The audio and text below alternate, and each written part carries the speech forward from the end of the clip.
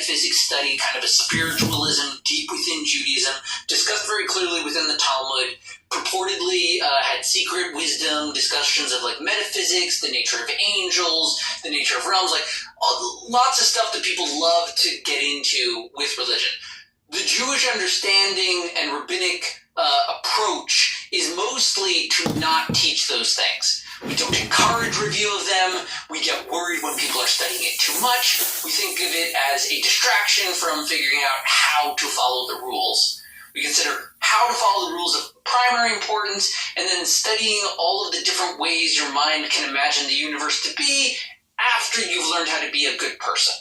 Right? So that's like sort of the Jewish approach. Yeah, within that, the Kabbalism kind of like separated. So it was like maybe secret and esoteric. There are definitely some very respected, very like established great rabbis that wrote about Kabbalah.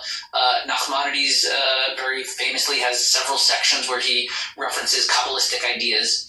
And they usually involve like angels and discussions about miracles and different illusions that can be connected based on like words or whatever. There's like a science to it. It's maybe a bit more of an art. Maybe we shouldn't say science. At a certain point, like around 1100, a book showed up, the Zohar, and it was purportedly written by Rabbi Shimon Bar Yochai back in the time of the Gemara, long after he was dead. Someone claimed that they had the records, that they had kept it.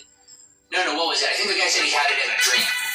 He might have said that he spoke with Rabbi Shimon Bar Yochai in a dream, and then he drafted down the book.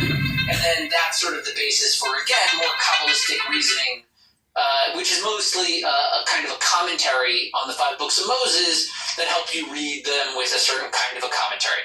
And it's a bit of a different style of commentary from the others, because whereas the other commentators are usually posing a question, trying to translate properly, narrowly explain some ambiguity in the text, Kabbalah is more like, how many connections can I make, and what are all of the ideas I can mine here based on my techniques, right? A formulaic technique, and then I can show Isaac always means like this. This type of name of God always shows up when it's like this. So it's a kind of encyclopedic, let's say, lateral evaluation of the Torah, as opposed to like a linear point by point, what exactly does this mean, define.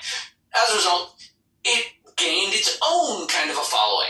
Kabbalism still became a bit more popular, a bit more known, especially in Hasidic circles. They're much more interested in it. And then you get like more hippy-dippy Jews that like Kabbalah.